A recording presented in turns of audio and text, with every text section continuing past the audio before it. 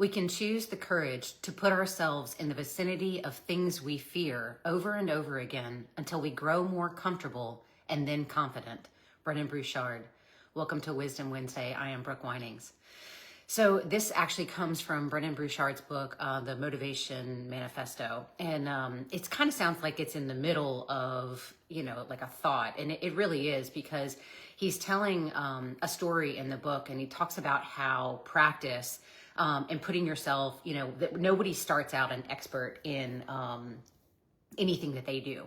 So he uses the example of like a lion tamer was once afraid, but then they kept entering into the den, and over time they became unafraid. And how public speakers, nobody starts out super confident on a stage, but they keep standing up on a stage and they keep perfecting their craft. And eventually it becomes less scary when they're standing up there. And that, ultimately we can learn from these examples of when we continually expose ourselves to things that we fear, that eventually we get more comfortable with it. And then we become confident in how we do that.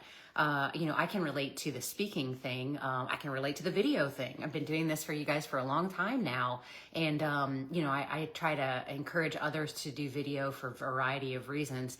And some people are very uncomfortable with it, but it's because, it's unfamiliar and we don't feel confident in what we're doing, or we think about, we don't like the way we sound.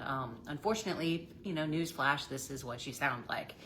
Nevertheless, once you start doing it over and over again, people often compliment and say, gosh, you just do so easy on video. Well, I've been doing it going on, 7 years, six years, something like that. And it really is telling of putting ourselves in a place that's uncomfortable and just becoming more comfortable and then becoming more confident in it.